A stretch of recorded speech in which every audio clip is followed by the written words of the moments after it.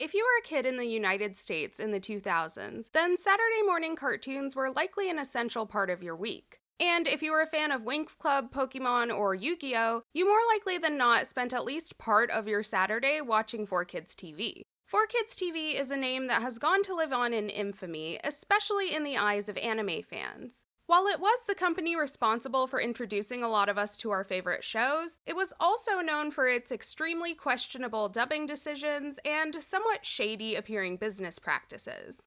Hi, I'm Sasha, and I like to take deep dives into childhood media in order to escape the horrors of adulthood. A few months ago, I made a video on the history of Winx Club reboots, and in it, I talked about the 4Kids TV dub and how it's actually my favorite dub of the show. But when I was looking for comparisons online about what this dub had changed from the original, I came across mentions of their infamous dub failures for their other shows and how it eventually resulted in a lawsuit. And I thought, ooh, this sounds messy. So this piqued my interest because I am a nosy person. Prior to this, it hadn't really occurred to me that not only was Winx Club not the only foreign TV show on 4Kids TV, but the majority of its shows were imported from other countries. The further I dug into the history of 4Kids TV, the muddier the truth seemed to become. Because there doesn't seem to be any reliable narrators in this story. Most interviews were done with longtime CEO Al Khan, who, in true CEO fashion, seemed pretty much incapable of admitting to any wrongdoings or missteps. Then you had people like the then Senior Vice President of Digital Media, Mark Kirk, giving interviews about stuff that happened before he started working there, meaning he had no real authority to answer those types of questions, and was likely just regurgitating whatever the higher-ups had told him supposedly happened. And then lastly, outside of anything financial or court-related, because those are public records, most information about this company seems to be based on rumors. Literally, for almost every scandal that I tried to find more specific details about, I would find two different sources claiming two completely different things. Which I think in and of itself is an indication of some possibly sketchy things happening, but another one is Kirk accidentally letting it slip that the company had high turnover. Which explains why there are so few reliable sources, because there probably weren't that many people who were at the company long enough to know the entire truth. And if you've ever had the displeasure of working a corporate job, then you probably know that the bigger the scandal is for the company, the less people there are who are actually allowed to know the details of it. With all that being said, I did the best I could to uncover the truth about what happened. So let's dig in and find out what happened to 4Kids TV.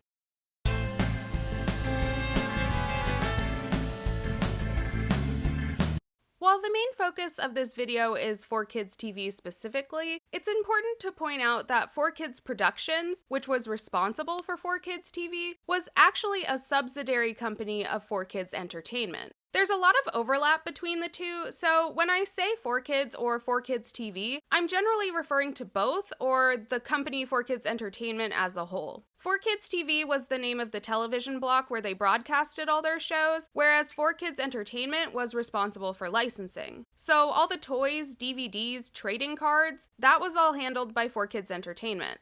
The reason for this distinction is that 4Kids Entertainment started out as a licensing company by the name of Leisure Concepts, Inc. in 1970. Some notable properties they've licensed include Cabbage Patch Kids, Star Wars, and Nintendo, to name a few. So, as we move on in this video, I want you to keep in mind, at its core, 4Kids is a licensing company. And you'll soon see how this influenced every decision they made. And while everything that was going on with 4Kids TV was happening, 4Kids Entertainment was still running licensing deals alongside it. In 1991, Leisure Concepts would appoint Alfred Kahn as its new CEO. Get used to that name because I will be wearing it out. And this is where our tale really begins. Because Al is the one who rebranded the company to 4Kids Entertainment and the one who led the creation of 4Kids Productions. Presumably because he figured out two major things. Number one, despite the fact that they don't have jobs, you can make a lot of money by selling things to children. Or more specifically, their parents who are desperate to make them happy. And number two, kids, or let's be honest, people in general, will form attachments to TV shows and will therefore want to buy things associated with them. 4Kids' first attempt at a TV show was actually a live-action show called WMAC Masters, which was a scripted show featuring real martial artists. I'd never heard of it, but I also wasn't born yet when it aired, so... It's kind of strange that they do a live action show if their goal was to sell merch, but I'm guessing they were hoping to make money off of stuff like action figures. The show got canceled after 2 seasons, but fortunately for 4Kids, they were already sitting on a golden egg. Pokemon. Because of their existing deal with Nintendo, 4Kids got first dibs on having the ability to air Pokemon in the US. I don't think you need me to tell you that Pokemon was obviously a huge success. And that success led to the creation of the 4KidsTV block and the company's continuous business model of acquiring shows from other countries, namely Japan, and creating their own dubs for them. This would include Winx Club, Yu-Gi-Oh!, Shaman King, Tokyo Mew Mew, and Sonic X. And they would eventually create their first original animated series, Teenage Mutant Ninja Turtles. And for about a decade, this served them really well. They achieved major success by airing Pokemon and then Yu-Gi-Oh! On the Kids WB TV block, and this success led them to create their own Saturday morning TV block. In 2002, they somehow managed to strike this super sweet leasing deal with Fox that gave them a 4-hour time block on the station and let 4Kids keep all of the ad revenue from it. And before streaming services ruled the internet, 4Kids would later upload the episodes of shows to their website. I remember this was how I caught up on Winx Club a lot of the time because I was usually asleep when it initially aired. But of course, the world of broadcast television is not all sunshine and rainbows.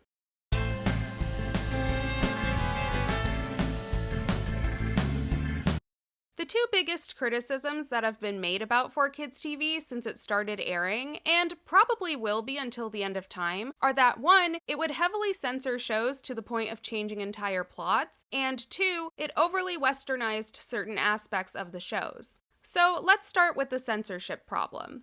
A recurring issue I noticed throughout my research is that 4Kids seemed to operate on the sentiment that anything that is animated is clearly intended for children and is therefore appropriate for children. And most anime fans can confidently tell you that that is definitely not true. Despite Adult Swim running since 2001, this idea is still pretty prominent for a lot of people, and it was especially present in the late 90s and early 2000s when anime was first being introduced to America. And with Pokemon being the most successful anime at the time, coupled with the fact that it was appropriate for children, this further cemented this idea for TV networks.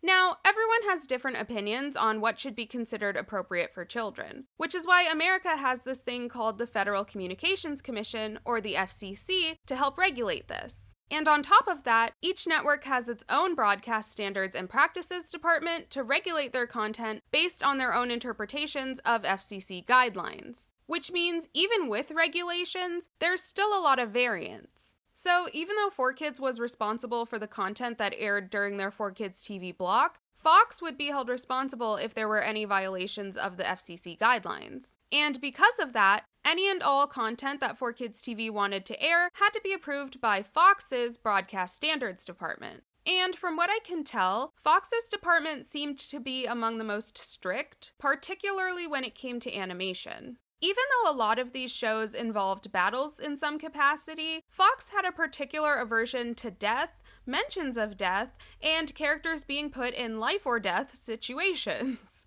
This led to the creation of the now infamous Shadow Realm in Yu-Gi-Oh!, which was an abyss of eternal suffering that characters would be sent to in place of dying. Because that is certainly less bleak. It also led to them changing the storyline of Bloom's sister Daphne in Winx Club. In the original story, she dies while protecting Bloom when their home planet was attacked and then becomes a spirit. In the 4Kids TV version, they made her like a nymph spirit guide for Bloom who always looked out for her, but had no actual relation to her. Which was a really pointless change because we never actually see Daphne die in either version of the show, and the show never shied away from the fact that their parents were killed during this attack. Or at least that's what we were supposed to think. Anything on 4Kids TV's shows that couldn't be fixed with some minor animation tweaks or writing changes would get cut from shows completely. This resulted in scenes and sometimes entire episodes being cut from their original US run. In 4Kids TV's defense, any changes regarding violence and death were probably forced on them by Fox in order to meet their broadcast standards.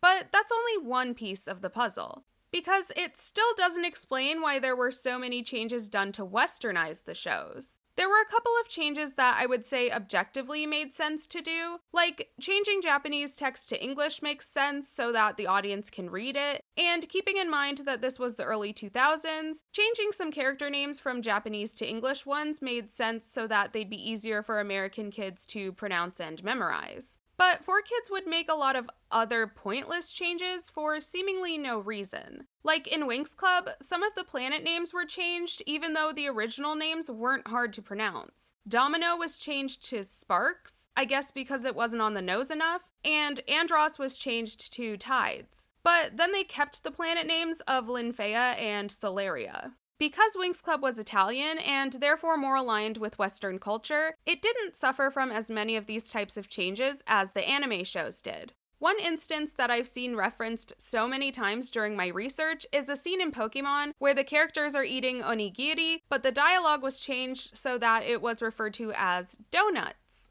I get onigiri isn't easy to pronounce, and if you aren't listening closely enough, could sound like a word that definitely shouldn't be said on a broadcast, but why couldn't they just change it so that the characters called it rice balls? American children know what rice is. If you put it in the shape of a ball and call it rice balls, they'll understand. 4Kids would also create their own soundtracks for the shows they dubbed instead of using the original scores or recording English versions of the original songs. They would claim this was done to westernize the shows more, but it's highly likely that it was mainly done so that they could sell the soundtracks for the shows they dubbed and keep 100% of the profits. I won't lie, they did know how to make a bop.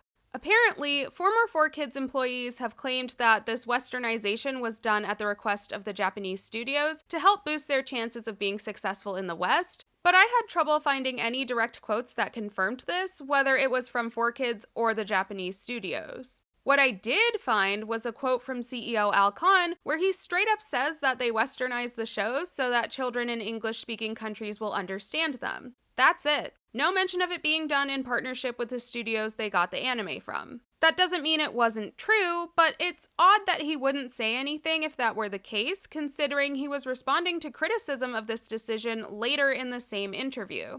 And some evidence contrasting this reasoning is the fact that Eugenio Straffi, the creator of Winx Club, has openly criticized 4KidsTV for the changes they made in their dub, and would eventually revoke their broadcasting rights to the show. That wouldn't stop him from eventually ruining the show in the exact same way that he criticized 4KidsTV for, but at least initially, he was not happy with the changes because they were never approved by him or his team.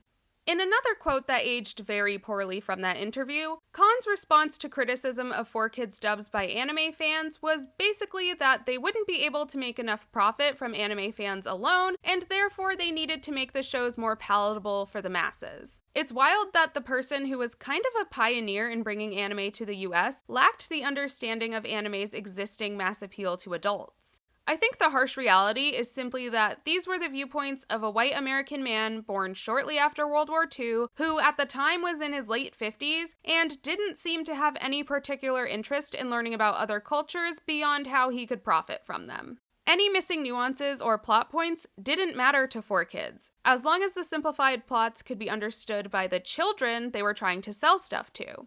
4Kids would get away with and heavily profit from these changes for several years. But there was one show in particular that would suffer, and cause 4Kids to suffer, as the result of these edits.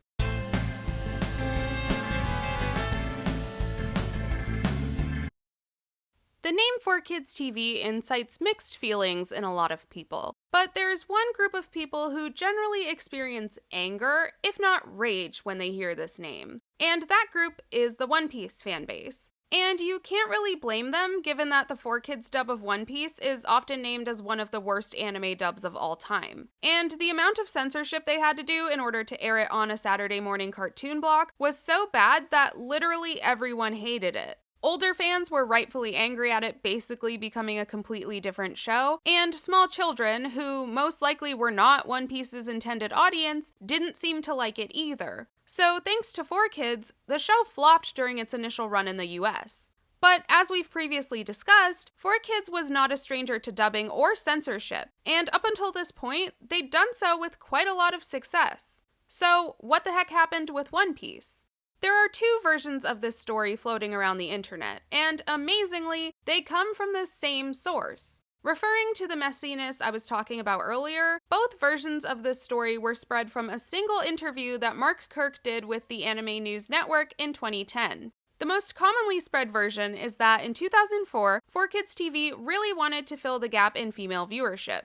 And so they sought out some anime that were aimed at girls. This is believable because, at the time, Winx Club was pretty much the only show they had that was aimed at a girl audience. As a quick aside, they would later obtain the Bratz TV show as well, and I remember they would play that and Winx Club at like 8 o'clock in the morning on Saturdays before then switching to the shows that mostly appealed to boys. As someone who enjoys sleep, I tended to miss this block a lot of the time, and if I did catch it, after those two shows aired, my sister and I would switch to the Secret Slumber Party block on CBS, which was clearly more aimed at a girl audience. And as much as I loved that block, I loved Bratz and Winx Club way more, so I would have been willing to choose the 4KidsTV block over it if they actually played them at a decent time. I mean, you get the rights to two massive properties and then you shove them in the worst time slot, and then you're really gonna have the nerve to be surprised when they don't drastically grow your audience? But I digress. My point is that yes, they did need more shows aimed at girls if they wanted any in their audience.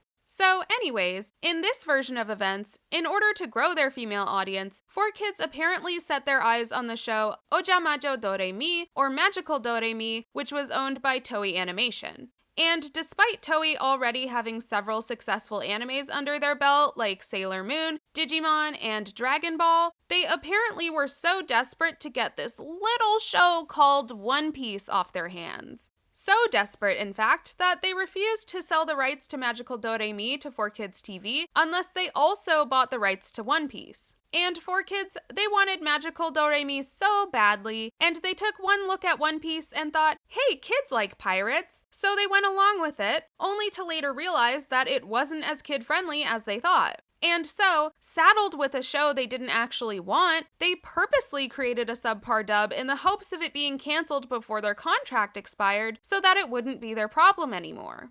The problem with this version of events is that, before regaling all of this, Mark openly admits that this is pure speculation on his part and that everything with One Piece happened before he started working at 4Kids. So essentially, he has absolutely no idea what he's talking about. Also, as the senior VP of digital media, he wouldn't have really been involved in these types of deals anyway. I don't know why he decided to make up this big theory instead of just saying, that happened before I worked here, so I can't comment on it, and simply move on, but he did.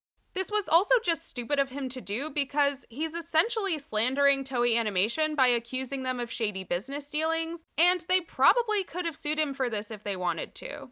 Now, the second, and much more plausible version of events, is that One Piece, an anime that was already super popular in Japan, was up for grabs for English dubbing and licensing in the US. And this resulted in what was basically a bidding war for those rights. And it's confirmed by Mark, again, in this same interview, that there were multiple offers on the table for One Piece, and 4Kids rushed to be part of it. Now, I can't say for sure if 4Kids had the highest bid, but they did have the reputation of popularizing Yu-Gi-Oh! And Pokemon in the US and turning them into major cash cows. So even if they didn't have the biggest offer, they did have the biggest reputation for successfully promoting anime. So it's reasonable to assume that this influenced Toei's decision to choose 4Kids for this deal. But it wasn't until they'd already bought it that 4Kids realized just how much censorship they'd have to do in order to broadcast the show on a Saturday morning kids program. This version of events is also supported by a statement made by our good old buddy Al Khan in a 2005 interview where he states that the two main things they look for when choosing what shows to buy are their existing popularity and how much merchandise they can make for it. Nothing about the show's content or if it fills a gap in their lineup.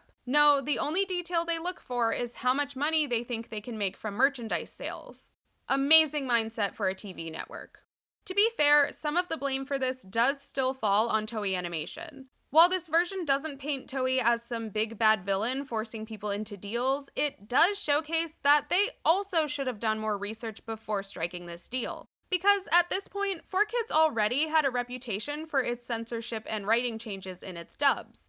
I understand Japan may have different standards for what they deem appropriate for children, But they should have known that 4Kids TV would be airing this show in the morning, and they should have looked into why other anime airing in that time slot had been censored. Because while 4Kids did make a lot of unnecessary changes to their shows, a lot of the actual censorship was forced on them by the TV networks. Regardless of which version is true, even though it's probably the second one, both versions of this story confirm one detail that makes the team at 4Kids look like a bunch of incompetent morons. And that detail is that they didn't screen the show before buying it. That's right, before striking a deal that was presumably worth thousands, if not millions of dollars, they didn't bother to watch a single episode of the show beforehand. Despite having already run into this issue before, multiple times, they were still operating with the mindset that anything animated surely has children as its intended audience. And so it wasn't until after they bought the show that they finally watched it and realized they'd made a huge mistake. Poor 4Kids. They couldn't be bothered to do the bare minimum amount of research on something before spending tons of money on it, and then they had to deal with the consequences. Don't you feel so bad for them? It's no wonder Kirk tried to create this story where they look like victims. But no matter what version he chooses to believe, the fact remains 4Kids was careless with their business decisions and suffered the consequences. And unfortunately, One Piece fans had to suffer those consequences as well.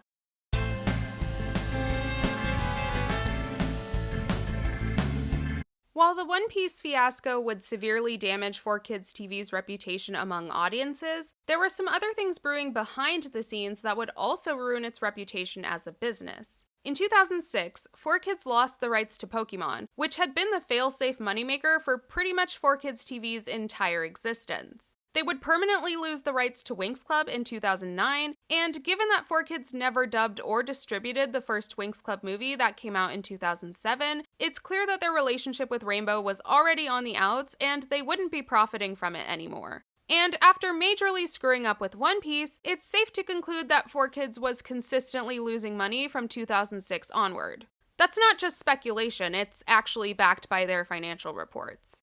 But the bigger problem on the horizon wasn't money, it was upcoming lawsuits. The first one was a smaller one, but I'm not sure if there's such a thing as a good lawsuit. Details on this case are sparse because they settled out of court, but I found enough info to verify that it happened and there was a settlement. So the generally agreed upon version is that in 2008, Fox, which hosted 4Kids TV, was like, hey, you haven't been paying us for leasing this spot on our network. And then 4Kids was like, actually, you owe us money because you promised to air our block on 90% of your networks and you didn't. Long story short, neither party was happy, so they agreed to end their contract with each other a year early. And since 4Kids TV was already making plans to move their content over to the CW, I'm sure they were more than happy to get rid of what may have been a conflict of interest. But Fox would ultimately be the one getting paid at the end of this lawsuit. In 2009, 4Kids would sell the rights to Teenage Mutant Ninja Turtles to Nickelodeon, leaving Yu-Gi-Oh! As pretty much the only big moneymaker they still owned the rights to. And that would come to an abrupt halt in 2011, when the creators of the Yu-Gi-Oh! Anime, TV Tokyo, and Nihon Ad Systems would hit 4Kids with a lawsuit. The first mention I saw of this lawsuit that made me want to look into 4Kids in the first place was a Reddit user complaining about 4Kids dubs and claiming that their dubbing changes led to them being sued by the creators of Yu-Gi-Oh! However, that's not even close to correct. More often than not, if two companies are involved in a lawsuit, the main issue is about money, and this was no exception. So what had actually happened was in 2010, TV Tokyo and NAS ordered a financial audit of 4Kids to ensure that they were receiving 50% of all revenue, as stated in the original licensing agreement. And the results of the audit led them to conclude that 4Kids was doing some under-the-table dealings with other companies in order to make a bigger profit and not disclosing it to TV Tokyo and NAS. And on top of that, they found improper deductions worth over $2.5 million. Now, they didn't slap 4Kids with a lawsuit right away. They did a bit of back and forth over letters for several months. After 4Kids disputed the claims multiple times, in 2011, the Japanese companies sent some of their reps over to the States to try to work this out in person. And they claim that 4Kids cut that meeting short without agreeing on a solution, which is extra weird considering 4Kids previously agreed to pay $1 million to the Japanese studios in an act of good faith. So after that meeting went south, TV Tokyo and NAS finally said, you know what, we're canceling our contract. And 4Kids was like, well, you can't, because our contract says that you have to give us 10 days notice in order to do that. And they were like, we don't care, we're canceling our contract and we're gonna sue you for $4 million. Let's be honest, given its history, I don't think anyone was exactly jumping to 4Kids' defense in this situation. And it didn't help that, in a move that didn't look suspicious at all, 2 months before this lawsuit was filed, CEO Al Khan would suddenly decide to retire. That's right. Shortly after receiving a financial audit and failing to successfully dispute its conclusions, the guy who was presumably in charge of all the company's major financial decisions left. Oh, and in case you needed a reason to hate rich people today, 4Kids agreed to pay him $250,000 for 6 months after he left. Are you kidding me? I couldn't even get paid commission for sales I helped bring in at my last job. And this guy gets $1.5 million for basically hanging them out to dry? Despite his utter lack of charm in the interviews I've read with him, the guy must know how to sweet talk other businessmen. I'm truly baffled as to why they would agree to this, considering they'd been losing money to the point of literally filing for bankruptcy shortly after getting hit with this lawsuit. Now, that decision could have been strategic because it would cause the Yu-Gi-Oh lawsuit to be put on hold and would later get it moved to bankruptcy court, which you'll see in a second worked out in their favor. But let's be honest, 4Kids was probably going to file for bankruptcy at some point regardless. Given that 4Kids had been losing money for years at this point, was already sued by Fox for owing them money, and the fact that this lawsuit was filed after an official audit had been conducted, I think the majority of people were expecting 4Kids to lose this lawsuit. But miraculously, in 2012, 4Kids won the case, and they won big. The judge ruled not only would 4Kids keep the Yu-Gi-Oh licensing rights, but TV Tokyo would pay $8 million to 4Kids, on top of returning the $1 million good faith payment that 4Kids previously gave them. The fact that TV Tokyo didn't honor the 10-day notice of termination from their original agreement certainly didn't help their case, but the judge's final conclusions were based on her findings about the home video business. 4Kids partnered with other companies like Funimation to distribute things like DVDs, and those were the supposed under-the-table dealings that they were being accused of hiding. The judge concluded that this was actually a pretty standard practice, and that these were distribution partnerships, not secret licensing deals like they were being accused of. So 4Kids not only got to clear its name in this case, but it also managed to profit from it. I'm curious if the result would have been the same if this hadn't gone to bankruptcy court, specifically if the payout would have been so large, but I guess we'll never know. This victory would be short-lived though, because 4Kids would only hold the Yu-Gi-Oh license for a few more months, and then they would lose it alongside pretty much all of their other TV shows in a bidding war. So regardless of the lawsuit's results, it still essentially stuck a fork in 4Kids TV. In 2013, 4Kids Entertainment, the actual company, managed to exit bankruptcy, but was done with the TV business. It continued on quietly as a licensing company until finally going out of business in 2017. Oh, and just as a juicy little footnote, despite having a non-compete clause in his contract, you know, the one that let him get paid $1.5 million after leaving, Al Khan created a new licensing company alongside his wife in 2012. I don't want to say he took the money and ran, but it's definitely not a good look. So those were the highlights, or I guess lowlights, of 4Kids TV and 4Kids Entertainment. Despite how much noise it made in the early 2000s, this company truly went out with a whisper. I had originally assumed that it just fell victim to the slow death of Saturday morning cartoon blocks that started in the early 2010s, but it was shockingly much deeper than that. While we as adults may look back and criticize 4Kids TV for all of the many unnecessary changes it made to some shows, I think it's equally valid to be grateful 4Kids TV brought these shows to the US in the first place, even if it wasn't perfect. They weren't completely responsible for every choice they made, and when they were, they often made bad ones. But I know my childhood was made at least partially better because of its existence. I think if there's any big takeaway from this story, it's that you should do proper research before investing in something. Like, I don't know, if you're planning to buy a TV show, you should probably watch it first. But what are your thoughts? When you think of 4Kids TV, is it with fondness, disdain, or a bit of both? Did you know about the company's scandals and lawsuits? I obviously didn't have time to cover everything involving 4Kids, so were there things I didn't talk about that you think were important? Let me know! If you liked this video, go ahead and subscribe for more childhood deep dives, and I will hopefully see you in the next one.